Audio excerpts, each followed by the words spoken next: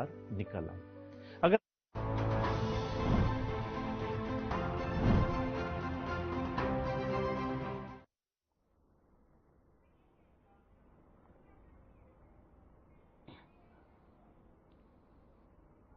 और ब्रेक के बाद एक बार फिर से स्वागत है आप सभी का। चुनावी दंगल में किसका होगा राज तिलक, बस इंतजार चंद घंटों का, लेकिन उससे पहले रुझान लगातार आने जारी है। कहां पर क्या हलचल हो रही है, कौन किस सीट से आगे, ये अपडेट आपको दे रहे हैं। एक बार फिर से टेली पर नजर डाल लेते हैं। 296 सीटों पर एनडीए अभी तक रुझानों के हिसाब से बढ़त बनाती हुई नजर आ रही है, यानी बहुमत पर अभी तक दिख रही है एनडीए, यानी एनडीए गठबंधन जो अभी तक बहुमत पर दिख रही है। वहीं इंडिया गठबंधन की बात करें तो 227 सीटों के आसपास जो है अभी तक के रुझानों के हिसाब से आगे चल रही है, बढ़त बनाती हुई नजर आ रही है। वहीं अन्य की बात करें तो 20 सीटें ऐसी है जहां पर अन्य पार्टियां जो है वो बढ़त बनाती हुई नजर आ रही है। तो ऐसे में हरियाणा की तस्वीर काफी दिलचस्प हो जाती है, जहां पर अभी कांटे की टक्कर मिल रही है। कांटे की टक्कर की तस्वीरें जो है सामने आ रही है। लगभग जो है 6-4 का आंकड़ा यहां पर चल रहा है। 6 सीटों पर कांग्रेस आगे आती हुई नजर आ रही है। 2 से 3 सीटें ऐसी है जहां पर एक लंबा मार्जिन भी कांग्रेस के प्रत्याशी बीजेपी के प्रत्याशी को देते हुए नजर आ रहे हैं। ऐसे में मोनू हमारे साथ लगातार बने हुए। मोनू, अपडेट।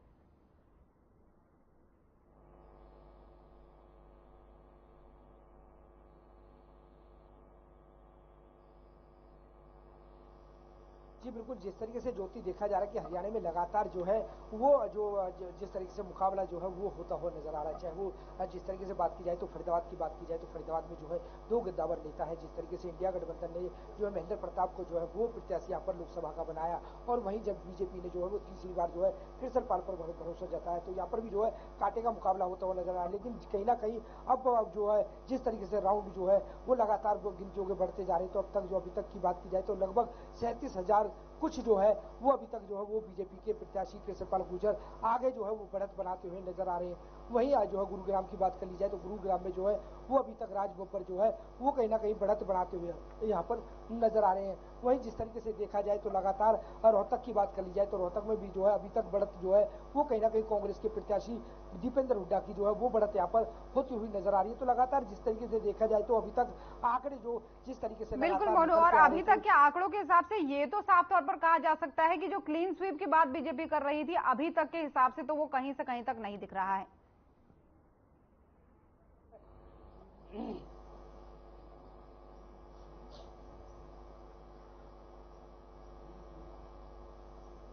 जी बिल्कुल ज्योति, जिस तरीके से जब शुरुआत में जब राउंड शुरू हुए तो कहीं ना कहीं जिस तरीके से लोगों में कहीं जो जिस तरीके से देखा जाए तो लोगों में जिस तरीके से रुझान जो लोगों के सामने नजर आ रहे थे, क्योंकि लगातार हम भी जो है नजर बनाए हुए थे, तो कहीं ना कहीं जब जब आंकड़े शुरुआत में जब नजर आए तो कहीं ना कहीं कांग्रेस जो है वो यहाँ पर इंडिया गठबंधन जो है वो बढ़त होती हुई नजर आ रही थी। लेकिन जिस तरीके से लगातार जब आंकड़े लगातार अब बढ़ते जा रहे हैं तो कहीं ना कहीं राउंड बढ़ते जा रहे हैं, समय बढ़ता जा रहा है, और कहीं ना कहीं जब ज्योति जो बात की जाए तो कहीं ना कहीं जब तस्वीर है वो जो क्लियर हो पाएगी वो लगभग जो है 1 बजे के आसपास जो है वो तस्वीर क्लियर हो पाएगी कि आखिरकार किस तरीके का हरियाणा में रुझान है, कितनी सीटें इंडिया गठबंधन ले रही है या कितनी सीटें जो है बीजेपी ले रही है। ये आखिरकार जो है लगभग जो है 1 बजे के आसपास जो है वो रुझान थोड़े बहुत क्लियर हो पाएंगे। लेकिन अभी तक की बात की जाए तो लगभग जो है एक जो कांटे का मुकाबला जो है वो होता हुआ नजर आ रहा है। जिस तरीके से देखा जाए तो कहीं ना कहीं फरीदाबाद में भी जो है वो जिस तरीके से शुरुआत में वो जो मुकाबला था वो कहीं ना कहीं जो इंडिया गठबंधन के प्रत्याशी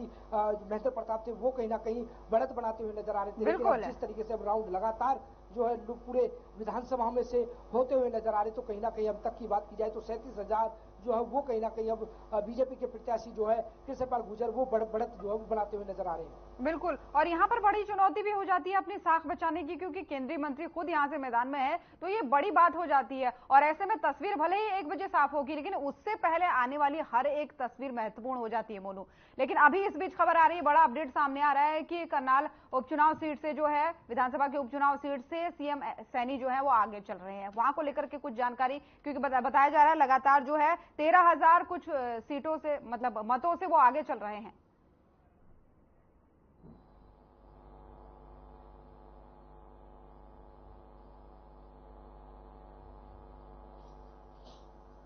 देखिए ज्योति, अगर बात की जाए तो करनाल में जिस तरीके से देखा जाए तो, क्योंकि जिस तरीके से दो चेहरे सबसे अहम माने जा रहे हैं, जिस तरीके से देखा जाए तो हरियाणा के पूर्व मुख्यमंत्री मनोहर लाल जो है वो लोकसभा का चुनाव लड़ रहे हैं। वहीं दूसरी बात की जाए तो अब फिलहाल जो है वो हरियाणा के मुख्यमंत्री नायब सिंह सैनी है, जो फिलहाल जो है विधानसभा का चुनाव जो है वो उपचुनाव जो है वो यहाँ पर होता हुआ नजर आ रहा है। तो कहीं ना कहीं जिस तरीके से देखा जाए तो लोगों की यानी कि पूरे हरियाणा की भी जो नजर है वो करनाल पर देखी जा रही है, क्योंकि बुद्धि राजा भी जो है यहाँ पर एक अपना वजूद रखते हैं लोकसभा में लेकर के, जिस तरीके से लगातार जो है वो मुकाबला यहाँ पर होता हुआ नजर आ रहा है। लेकिन देखा जाए तो अभी तक की बात तो कहीं ना कहीं बढ़त जो है वो लोकसभा के प्रत्याशी मनोहर लाल जो है वो बढ़त यहाँ पर बनाते हुए नजर आ रहे हैं। लेकिन उपचुनाव की भी बात की जाए तो नायब सिंह सैनी का भी जो चेहरा है वो लगातार लोगों को यहाँ पर पसंद आता हुआ नजर आ रहा है, और कहीं ना कहीं लोगों ने अपना प्यार जो है वो हरियाणा के मुख्यमंत्री नायब सिंह सैनी पर भी जो है वो पूरी तरीके से बरसाया है। तो कहीं ना कहीं वो भी यहाँ पर बढ़त बनाते हुए नजर आ रहे हैं। तो लगातार करनाल की सीट बात की जाए तो करनाल की सीट जो है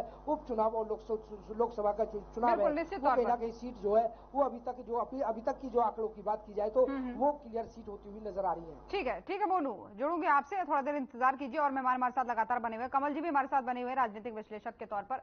कमल जी, बड़ी चुनौती हो जाती है क्योंकि इस बार जो कि बार बार हर चरण में हम चर्चा कर रहे थे वोटिंग परसेंटेज को लेकर के, ऐसे में 5 चरण ऐसे थे जहां पर जिन चरणों में 4% तक का मतदान प्रतिशत गिरा था, और 2 चरण ऐसे थे जहां पर मतदान प्रतिशत हल्का बढ़ा था लेकिन वो 1% तक भी नहीं पहुंचा था। तो ऐसे में इस घटते मतदान प्रतिशत का नफा या नुकसान किसको होता हुआ देख रहे हैं आप राजनीतिक विश्लेषक के तौर पर? बिल्कुल, जो वोट प्रतिशत का हम आंकलन कर रहे थे तो निश्चित तौर पर एक कारण थे। कारण क्या था? पहला कारण हमने बताया था कि एक मौसम जिस प्रकार से हीट था मौसम में, वो कारण की वजह से भी मतदान प्रतिशत में कहीं ना कहीं इजाफा होना चाहिए था, नहीं हो पाया। बिल्कुल, और इसको लेकर के खुद चुनाव आयोग ने कहा था कि 1-2 महीने अगर पहले ये करा दिए जाते तो परिणाम और बेहतर हो सकते थे। खुद चुनाव आयोग का ये बयान सामने आया था। दूसरा कारण ये भी था कि जो लोग बीजेपी के विरोध थे, जो वोट बीजेपी को नहीं डालना चाहता वो लोगों ने अपने मत का इस्तेमाल नहीं किया। वो बेशक वो दूसरी पार्टी को अपना मत दे सकते थे, लेकिन जो बीजेपी के विरोध थे ऐसा बहुत से लोगों से हमारी बातचीत हुई। एक कारण मेरी ओर से ये भी मानना है कि जो लोग बीजेपी के विरोध थे उन्होंने अपने वोट का इस्तेमाल नहीं किया, लेकिन जब तक वो इस्तेमाल नहीं किया तो वो चीजें इजाफा होना चाहिए तो नहीं हुआ। और वही कारण है कि जिस प्रकार से बम्पर वोटिंग होती तो यह प्रयास लगाए जाते हैं कि कहीं ना कहीं सत्ता विरोधी लहर है, और जिस प्रकार से जो वोट प्रतिशत कम रहा तो इससे बीजेपी कहीं ना कहीं ये चाहती थी कि कहीं ना कहीं उनका जो आंकड़ा है वो पूरा हो सके। बिल्कुल बिल्कुल कमल जी, बात तो आपने सही कही। खैर, लौटूंगी आपके पास। राजवीर जी हमारे साथ लगातार बने हुए। राजवीर जी, एक राहत भरी खबर हरियाणा से बीजेपी के लिए यह भी है कि सीएम नायब सिंह सैनी जो है उपचुनाव सीट से जो उतरे हैं करनाल से, वो काफी कुछ हजार मतों से यानी 9-10 हजार मतों से आगे चल रहे हैं। तो यहां को लेकर के ये इसलिए भी मैं प्रश्न पूछ रही हूं क्योंकि जो विपक्ष के उम्मीदवार है त्रिलोचन सिंह, उन्होंने कहा था कि कुछ कार्यकर्ता उन्हीं की पार्टी से ऐसे हैं जो बीजेपी के लिए प्रचार कर रहे थे। पार्टी को उन्होंने शिकायत की थी इस बारे में। तो इसका जो मुकाबला है वो दिलचस्प देखने वाला होता है। जी नहीं, चुनाव कोई भी मतलब आसान नहीं होता ज्योति जी। वो चाहे पंचायत मेंबर का चुनाव हो, चाहे वो मेंबर ऑफ पार्लियामेंट का या फिर विधानसभा का। मुझे लगता है ये फ्रेम ठीक नहीं हो रहा शायद। फ्रेम हो जाएगा। आपकी आवाज पहुंच पा रही है? आवाज आ रही है ना? तो दिक्कत कोई नहीं है, क्योंकि जनता ने वोट किया है और चुनाव भारतीय जनता पार्टी हमेशा चुनाव को बिल्कुल ये बहुत सीरियस लेती है, चाहे वो छोटा चुनाव हो चाहे वो बड़ा चुनाव है, क्योंकि अल्टीमेटली हमें जनता के पास जाना होता है। तो जनता के पास हमें चाहे हमारे मुद्दे वो मेंबर के हो या जिला पार्षद के हो या विधायक के हो या सांसद के हो, हमें कोई फर्क नहीं पड़ता, क्योंकि हमारा एक पैटर्न है काम करने का। तो उसी आधार पर हमने काम किया। और अभी जो आपके लेटेस्ट जो रुझान आए हैं 300 से ऊपर सीटों पर मतलब भारतीय जनता पार्टी और एनडीए गठबंधन आगे चल रहा है, और 220-22 पे इंडिया गठबंधन है। तो आप ये मान के चलो 2 घंटे में और तस्वीर बदलेगी और 300 से ऊपर हम जाके रुकेंगे। लेकिन हरियाणा का क्या कहेंगे? हरियाणा का क्या कहेंगे? 2 सीटें तो ऐसी है, सिरसा और रोहतक, 1-1 लाख तक का मार्जिन अभी तक पहुंच चुका है। हाँ, ये मार्जिन कम होगा और भारतीय जनता पार्टी अपनी सीटें जीत के दिखाएगी। चलिए ठीक है। सुरेश जी, सुरेश जी, आत्मविश्वास बना हुआ है बीजेपी का, कहना है कि जो 1-1 लाख का मार्जिन है वो जरूर कम होगा और अपनी सीटें जीत के दिखाएगी भारतीय जनता पार्टी, क्या कहेंगे?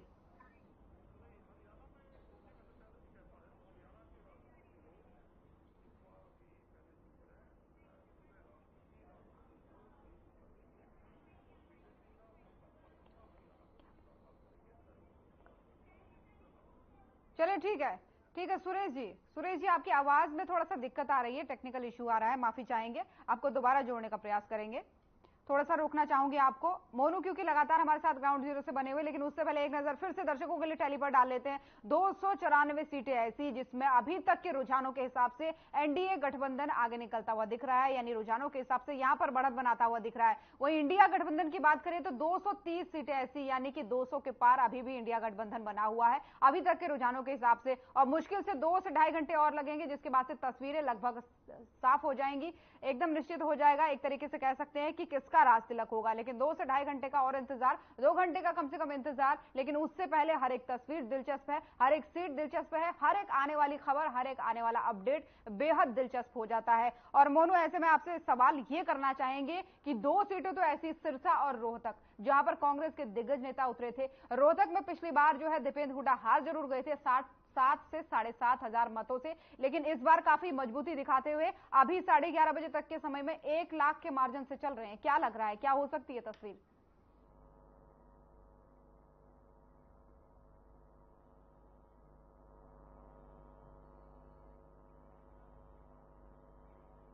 देखिए ज्योति, देखिए तस्वीर बिल्कुल कतई अभी तक जो बात की जाए तो जिस तरीके से तस्वीर अभी साफ होती हुई नजर आ रही है, लगातार अभी तक की क्लियर जो तस्वीर है वो पूरी तरीके से साफ होती हुई नजर आ रही है, क्योंकि जिस तरीके से 1 लाख की लीड जिस तरीके से जो है बीजेपी के प्रत्याशी से आगे दीपेंद्र हुड्डा चल रहे हैं, तो कहीं ना कहीं आंकड़ा जो है छूना बहुत बड़ा मुश्किल यहाँ पर दिखाई दे रहा है, क्योंकि जिस तरीके से 1 लाख के आंकड़े से लगातार जो है वो आगे बढ़त जो है बनाते हुए चल रहे हैं। वहीं सिरसा की बात की जाए तो सिरसा में भी जिस तरीके से लगातार यहाँ पर जो है कांग्रेस के प्रत्याशी जो है शैलजा जो है वो भी यहाँ पर लगातार बढ़त जो है वो यहाँ पर बनाती हुई नजर आ रही है, क्योंकि वो भी लाखों की लीड से वो भी यहाँ पर बढ़त बनाती हुई नजर आ रही है। क्योंकि साफ तौर से ज्योति देखा जा रहा है कि जब लगभग 50,000 से आंकड़ा जब पार होने लगता है तो कहीं ना कहीं जीत निश्चित यहाँ पर साफ तौर से दिखाई देती है। लेकिन कहीं ना कहीं भले ही जो है बीजेपी के कैंडिडेट लगातार प्रत्याशी लगातार जीत का दावा जरूर कर रहे हो, लेकिन अभी तक पिक्चर जो है वो साफ तौर पर होती हुई नजर आ रही है, क्योंकि 1 लाख की लीड है और दोनों सीटें जो है वो अभी तक जो है वो कहीं ना कहीं लगातार जो है वो कांग्रेस यहाँ पर यानी कि इंडिया गठबंधन जो है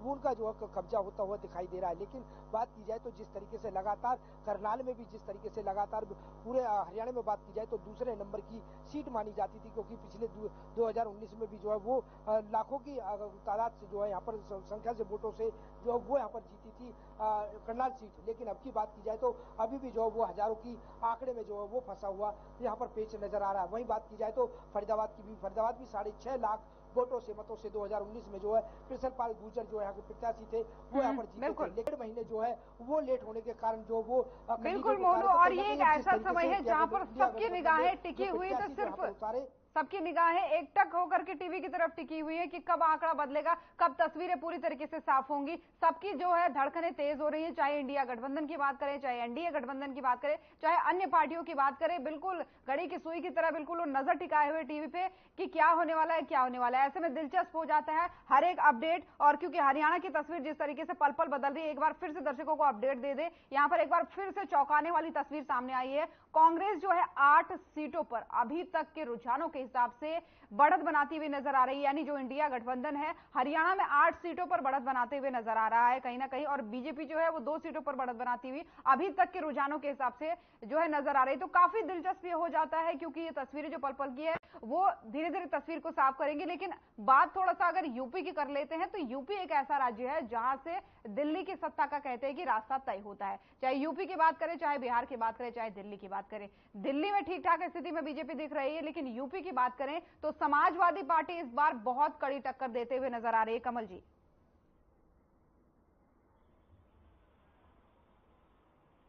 मेरी आवाज कमल जी आप तक पहुंच पा रही है? बिल्कुल।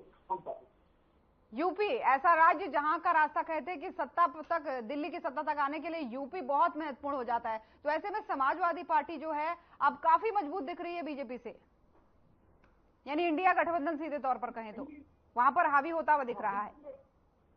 बिल्कुल हम देख रहे थे और तमाम चीजें यूपीए एक बड़ा अहम रोल देश की सरकार बनाने में करता है और उसे हम निकाल नहीं सकते। हालांकि जिस प्रकार से यूपी के अंदर बीजेपी ने बड़ी अच्छी तरीके से अपनी रणनीति के तहत बड़ी अच्छी तरीके से चुनाव को लड़ा था, जैसे रुझान उनके यूपी में उम्मीद की जा सकती थी कि वैसे मुझे लगता है कि वो नहीं दिखाई दिए, क्योंकि लगातार योगी का एक वहां ओरा जो देखने को मिलता था, उसके बाद मोदी का जो अपना राम मंदिर को लेकर भी अयोध्या के अंदर विराजमान करवाए गए, तो मुझे लगता था और मैनिफेस्टो है और मुझे लगता है कि वन नेशन वन इलेक्शन जैसे एजेंडा लेके बीजेपी आई है, तो निश्चित तौर पर अगर वे बहुमत में आते हैं तो उस एजेंडे को अगर साबित करते हैं, उस मैनिफेस्टो को लागू करते हैं और एक नेशन एक इलेक्शन करते हैं, तो मुझे लगता है कि देश का बहुत बड़ा आर्थिक जो एक लाभ देश को मिलने वाला है वो मिल जाएगा। तो बहुत सी चीजें, हाँ, हालांकि रोजगार को लेकर पीछे भी कई करोड़ों नौकरियों की बात बीजेपी ने कही थी, लेकिन आज ग्राउंड पे वो नौकरियां कहाँ हैं और किस प्रकार के प्रबंध हैं वो कभी दिखाई नहीं दिए। आज पूरे देश में कहीं ना कहीं बेरोजगारी तो छोड़ दीजिए, आर्थिक तौर पर मजबूती की अगर बात आए तो मुझे लगता है कि कितना आर्थिक डाउनफॉल अभी पिछले 2 सालों 3 सालों में देखने को मिला है पूरे देश में, आज से पहले ऐसा नहीं था।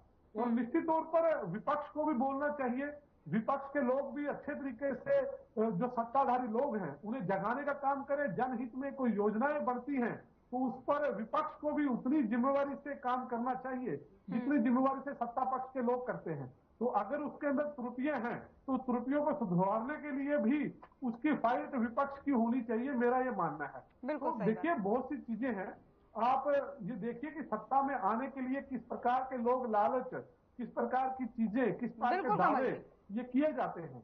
बिल्कुल, ये तमाम सारी ऐसी चीजें हैं कि लोग जागरूक हो चुके हैं। हाँ, बिल्कुल, ये तमाम सारी चीजें ऐसी हैं, तमाम सारे पॉइंट्स ऐसे हैं जिन पर राजनीतिक दलों को बिल्कुल ध्यान देने की जरूरत है। ऐसे में सुरेश जी, क्या मेरी आवाज आप तक पहुंच पा रही है? बहुत महत्वपूर्ण सवाल आपसे करना चाह रही हूँ। यूपी में 2 लड़कों के जादू की चर्चा हो रही थी। यूपी में 2 लड़के क्या राजनीतिक तस्वीर को बदल पाएंगे? क्या जो तमाम सारी बातें, तमाम सारे आरोप, तमाम सारे मुद्दे उठाए जा रहे थे उन पर ये काबिज हो पाएंगे? तो अभी रुझानों के हिसाब से अब तक लग रहा है कि 2 लड़कों का जादू दिखता हुआ यहाँ पर यूपी में नजर आ रहा है। जी देखिए, मैं आपका नाम जान सकता हूँ? ज्योति जी, ये जो चुनाव है 2024 लोकसभा का हुआ है, ये मुख्यतः नरेंद्र मोदी को निपटाने के लिए जनता ने मतदान किया है। शुरू से स्टैंड रहा है और ये कोई स्थानीय मुद्दे नहीं, कोई कुछ नहीं। नरेंद्र मोदी जी के हाथों में जनता को ये लगा कि राष्ट्र का जो हित है वो सुरक्षित नहीं। सीधी बात है। हरियाणा एक बड़ा राजनीतिक प्रदेश, आप हरियाणा में किसी भी व्यक्ति से पूछोगे तो लोग ये कहते हैं कि अगर मोदी दोबारा आ गया तो इलेक्शन नहीं होने देगा अगले वाला। मैं कमल जी को ये बात बता रहा हूँ, ये किसी और मुद्दे पे नहीं है। इनको लगता होगा अगर मोदी का नाम लेते हुए लोग कह देते थे कि ऊपर तो मोदी आ जाएगा, हरियाणा में खट्टर की खिलाफत है। हम शुरू से कहते हैं कि ये प्रचार भी बीजेपी का है, मोदी पर खट्टर में डिफरेंस क्रिएट करना। मोदी और खट्टर दोनों एक ही हैं और उसका परिणाम ये निकला, हम सत्य साबित हुए कि मोदी ने खट्टर को हटाना पड़ा 9.5 साल के बाद, क्योंकि लोगों को ये पता था कि दोनों एक हैं। उन्होंने अपना ये हटा के खट्टर को ये अपने आप को बचाने का प्रयास किया था। और ये चुनाव जो है ये बिल्कुल राष्ट्र के मुद्दे पर लड़ा गया, भारत माता के हित के ऊपर लड़ा गया। लोगों ने कहा कि जो व्यक्ति पुलवामा की जांच नहीं करा पाया, ऐसे व्यक्ति को प्रधानमंत्री के पद पर 1 सेकंड और भी रहने का अधिकार नहीं है। जो व्यक्ति चंडीगढ़ में लोकतंत्र की हत्या करवाते हुए सरेआम पकड़ा गया, तो ऐसे व्यक्ति को और ज्यादा सत्ता में नहीं रहने देगी जनता। जो व्यक्ति एमए हिस्ट्री के एक व्यक्ति को, रिलायंस के रिश्तेदार को, अंबानी के रिश्तेदार को रिजर्व बैंक का गवर्नर नियुक्त कर देता है, तो जनता ने समझ लिया कि ये वो रामदेव वाला प्रयोग कर रहा है कि जो रामदेव दूसरे की आंख की रोशनी बढ़ाने के दवाई के नुस्खे बताता था और अपनी आंख का इलाज नहीं कर पाया था। ये नरेंद्र मोदी के जितने नमूने हैं, जितने नवरत्न थे, इसी टाइप के थे। तब उम्मीद कर रहे हैं सुरेश जी उम्मीद कर रहे हैं कि जो 200 के आसपास का आंकड़ा चल रहा है ये आपके अनुसार 295 तक पहुंच पाएगा, ये उम्मीद कर रहे हैं आप? बिल्कुल, ये सरकार बनाने का आंकड़ा है। और मैं तो देखिए आपके चैनल पे भी मेरी पहले भी डिबेट में चर्चा हुई है ज्योति जी, मैं कहता था कि राहुल गांधी जी हवा में बात नहीं करते, वो दुनिया में सबसे समझदार नेता हैं आज हमारे नेता, और उन्होंने जो बात कही है वो बिल्कुल सत्य साबित होगी। उन्होंने 2% जीडीपी गिरने की बात कही थी, नोटबंदी के बाद वो गिरी। उन्होंने जीएसटी को जब नरेंद्र मोदी जी लेकर आए, लोकसभा में बोला था कि ये गुंडा टैक्स है, वो साबित हुआ। मध्यम वर्गीय छोटे व्यापारियों की कमर तोड़ के रख दी जीएसटी ने। ट्रैक्टर के ऊपर भी जीएसटी, पेस्टिसाइड के ऊपर भी जीएसटी, यूरिया के ऊपर भी जीएसटी, किसान को मार के रख दिया। और राहुल गांधी जी ने कोरोना महामारी के समय में भी चेताया था सरकार को। चलिए ठीक है, अभी कुछ भी कहना जल्दबाजी होगा, तो चंद घंटों का इंतजार और, मुश्किल से 1 से 1.5 घंटे का इंतजार और, या यूं कहें कि बहुत ज्यादा तो 2 घंटे का इंतजार और, उसके बाद लगभग तस्वीरें पूरी तरीके से साफ हो जाएंगी। लौटूंगी आपके पास क्योंकि और मेहमान हमारे साथ लगातार बने हुए हैं। राजवीर जी, मेरी आवाज पहुंच पा रही है? जी जी जी। बड़ी बात कही सुरेश जी ने कि फर्क करते हैं मोदी जी और मनोहर लाल में, ये अलग अलग नहीं है, ये एक ही है। क्या कहेंगे इस पर? क्या कह रहे हैं सुरेश जी? सुरेश जी कह रहे हैं कि मोदी जी और मनोहर लाल ये अलग अलग करते हैं हर बार, अलग अलग नहीं है, वो एक ही है। नहीं, अलग अलग क्यों है? पार्टी के कार्यकर्ता हैं, दोनों शीर्ष नेता आज शीर्ष पर काम कर रहे हैं, दोनों अलग अलग क्या है? भारतीय जनता पार्टी एक परिवार है, और परिवार के नाते हमारे जो हरियाणा में हमारे मतलब जो गार्जियन है वो मनोहर लाल जी है, और जो केंद्र में है वो नरेंद्र मोदी जी है। तो इसमें कोई नहीं, आप उनका मतलब नहीं समझ पाए। खैर, महत्वपूर्ण सवाल यहाँ पर ये है, ये वो दोबारा शायद दोहराएंगे इस बात को, तो आप समझ जाएंगे। महत्वपूर्ण सवाल यहाँ पर यह है यूपी को लेकर के। यूपी में जो 2 लड़कों का जादू बार बार कहा जा रहा था कि 2 लड़के क्या यूपी की राजनीति में कोई नई तस्वीर ला पाएंगे, अब बहुत अहम खबर सामने आ रही है। आधे से ज्यादा सीटों पर बढ़त बना रही है समाजवादी पार्टी, और उसमें कुछ कांग्रेस की भी है। तो ये एक मजबूत तस्वीर धीरे धीरे वहां पर लग रही है। तो कितनी उम्मीद कर रहे हैं यूपी को लेकर के, क्योंकि सत्ता का रास्ता यूपी से ही जाकर के बनता है। बड़े बड़े राजनीतिक विश्लेषक इस बात को कहते हैं। उसमें जो इंडी गठबंधन है उसने अपना परफॉर्म किया है यूपी में, कुछ न कुछ उन्होंने डेवलपमेंट किया है अपना, तो जनता ने वोट दिया, तो वो आज वो काउंटिंग टैली में आज वो लोग, ठीक है ना। लेकिन कहीं ना कहीं 2-3 घंटे बाद जो एक बार तस्वीर साफ हो जाएगी, और भारतीय जनता पार्टी 300 से 350 के बीच में जाके मतलब अपनी सरकार बनाएगी। तो फिर अभी 400 की उम्मीद आप भी नहीं कर रहे हैं? मतलब नहीं, 400 की उम्मीद तो अभी जब फाइनल रिजल्ट आएगा तभी तो बोल देंगे ना, क्योंकि 370 और हमारे जो एनडीए गठबंधन है तो 400 पार भी हो सकते हैं हम लोग, क्यों नहीं हो सकते? तो ये तो जनता ने जितना मैंडेट दिया उसे स्वीकार करना हमारा वो जो हमारा दायित्व है। चलिए ठीक है, ये समय बताएगा। वही कह रहे हैं हम कि बार बार भाई चंद घंटों का इंतजार, और उससे पहले मेहमान क्योंकि लगातार हमारे साथ बने हुए, एक नजर फिर से टैली पर डाले थे। 297 सीटें एनडीए इस वक्त तक जो है बढ़त बनाती हुई, अभी तक के जो रुझान सामने आ रहे हैं उस हिसाब से 297 सीटें ऐसी है जहां पर एनडीए बढ़त बनाती हुई नजर आ रही है। वहीं इंडिया गठबंधन की बात करें तो 228 सीटें, यानी 200 पार दोनों है, एक 250 पार है, एक 200 पार है। ऐसे में टक्कर जो है कांटे की है, और क्योंकि जैसे जैसे समय बढ़ रहा है, जैसे जैसे गिनतियां बढ़ रही हैं और चरण आते जा रहे हैं, राउंड की जो अगले राउंड की जो वोटिंग है, गिनती है, वो होती जा रही है, तो ऐसे में धड़कनें तेज होती जा रही है कि कैसे कितनी और तस्वीर बदलेगी। क्योंकि काफी समय से ये आंकड़ा जो अभी टीवी स्क्रीन पर दिख रहा है आपको नीचे की तरफ, वो यही बना हुआ है, कभी 97 होता है, कभी 98 होता है, अभी तक 300 नहीं पहुंच पाया है। तो देखा जाए तो ये काफी दिलचस्प होने वाला है। कुछ ही घंटों का इंतजार, उसके बाद से किसका होगा राज तिलक, इस पर खुलासा होगा। कौन होगा देश की सत्ता पर काबिज, ये जानने के लिए हर कोई बेकरार है। हर किसी की जो निगाहें हैं वो टीवी पर टिकी हुई है, सुई की तरह, बिल्कुल घड़ी की सुई की तरह, कि क्या होने वाली है अगली तस्वीर। ऐसे में इसीलिए हम हर पर चर्चा कर रहे हैं, बदली हुई तस्वीर आपको दिखा रहे हैं। लेकिन एक बार तस्वीर देख लीजिए तमिलनाडु की आपको दिखा रहे हैं, जहां पर डीएमके 22 सीटों पर बढ़त बनाती हुई नजर आ रही है। वही कांग्रेस जो है 8 सीटों पर बढ़त बनाती हुई नजर आई। लेकिन बीजेपी यहां पर अभी तक के रुझानों के हिसाब से तमिलनाडु में खाता खोलते हुए नजर नहीं आ रही है। तो ये तस्वीर जो है ये भी काफी दिलचस्प हो जाती है, जहां लगातार जो है दक्षिण में जो लगातार दावा कर रही थी बीजेपी की इस बार खाता जरूर खोलेगा, अच्छा प्रदर्शन करेंगे, लेकिन अभी तक के रुझानों के हिसाब से तमिलनाडु में तो खासकर ये चीजें संभव होती हुई नहीं दिख रही है। लेकिन टैली आपको लगातार दिखा रहे हैं, तस्वीरें दिखा रहे हैं, अपडेट दे रहे हैं, तो इसलिए कुछ घंटों का इंतजार और उसके बाद से खुलासा हो जाएगा। फिलहाल बहुत बहुत धन्यवाद आप सभी मेहमानों का हमारे साथ जुड़ने के लिए इस चर्चा में। तो यहाँ पर एक छोटे से ब्रेक के लिए रुक रहे हैं, लेकिन कहीं मत जाइएगा, अभी दिलचस्प जो तस्वीरें हैं अब और सामने आने वाली है और यहाँ पर रुकेंगे एक छोटे से ब्रेक के लिए।